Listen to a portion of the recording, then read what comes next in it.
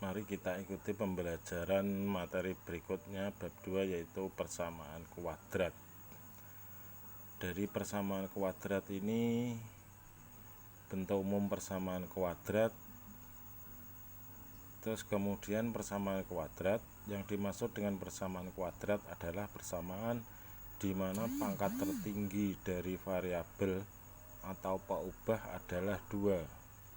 Bentuk umum persamaan kuadrat yaitu sebagai berikut: ax kuadrat ditambah bx ditambah c sama dengan 0, di mana a, b, dan c anggota bilangan real atau a tidak boleh sama dengan 0. Ini adalah salah satu dari syarat persamaan kuadrat.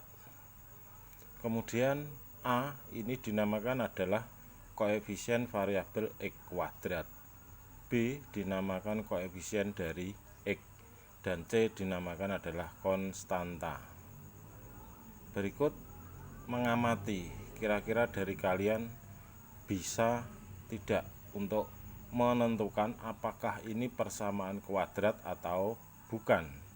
Mari kita coba satu persatu. Yang pertama yaitu ada 2x kuadrat ditambah 2x sama dengan 0. Yang kedua 2x kuadrat sama dengan min 5. Nomor 3 2x sama dengan x kuadrat dikurangi 5. 4 x ditambah 5 sama dengan 0. Yang kelima adalah 6 dikurangi x kuadrat sama dengan 0. Kira-kira dari 1 sampai 5 ini manakah yang termasuk persamaan kuadrat? Mari kita buktikan. Yang pertama, jika c sama dengan 0, maka bentuknya menjadi 2x kuadrat ditambah 2x sama dengan 0. Ini disebut persamaan kuadrat tak lengkap. Terus yang kedua, jika b sama dengan 0, maka bentuknya menjadi 2x kuadrat sama dengan min 5. Disebut persamaan kuadrat bentuk asli. Berarti b-nya sama dengan 0. Kemudian yang ketiga, jika a sama dengan 1, maka bentuknya menjadi 2x sama dengan x kuadrat dikurangi 5, disebut persamaan kuadrat biasa. Jadi intinya dari 1, 2, 3 ini harus memiliki nilainya a, b, c. Kalau yang nomor 1 ini c-nya sama dengan 0, kemudian yang nomor 2 ini adalah b-nya sama dengan 0. Maka yang ketiga ini adalah a-nya sama dengan 1, b-nya sama dengan 1, a-nya sama dengan 2, a-nya sama dengan 1, b-nya sama dengan 2, c-nya sama dengan min 5. Ya, ini yang dimaksud persamaan kuadrat yang sempurna.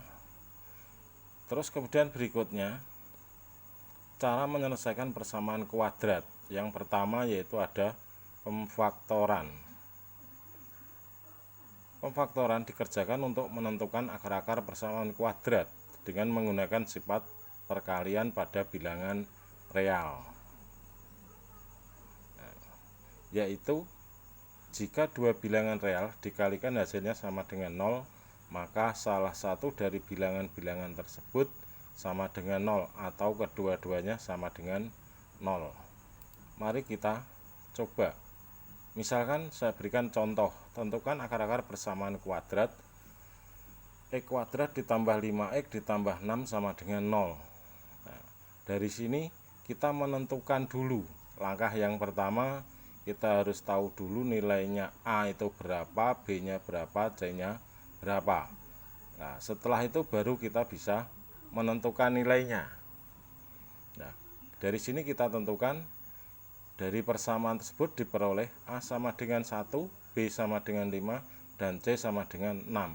Selanjutnya tentukan dua bilangan sehingga hasil kalinya sama dengan 6 dan hasil kali penjumlahnya adalah 5, atau hasil dari penjumlahan itu adalah b, hasil kalinya itu adalah c.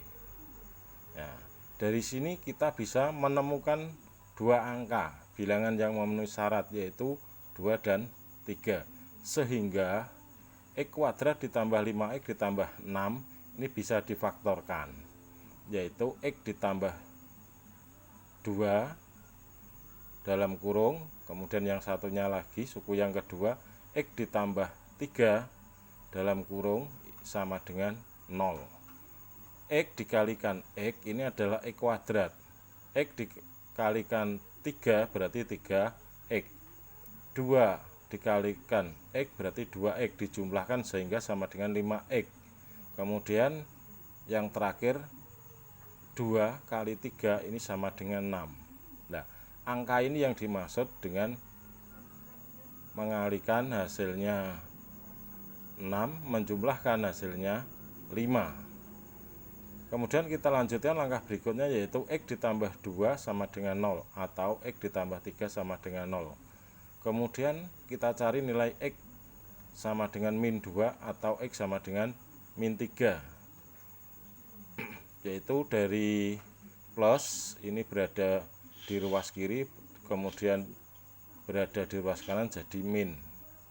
Yang ketiga ini juga sama, dari plus di ruas kiri maka di ruas kanan menjadi min. Jadi himpunan penyelesaian dari permasalahan ini adalah X sama dengan min 3 atau X sama dengan min 2. Yaitu berikutnya soal latihan. Tentukan akar-akar persamaan kuadrat dari 2X kuadrat dikurangi X dikurangi 20 sama dengan 0 dengan cara pemfaktoran. Nah, sebelum kalian mengerjakan soal ini, kalian harus tahu dulu nilainya A berapa, B nya berapa, C nya berapa. Nah, terus yang kedua yaitu kerjakan modul halaman 18 dan 19, yaitu menanya.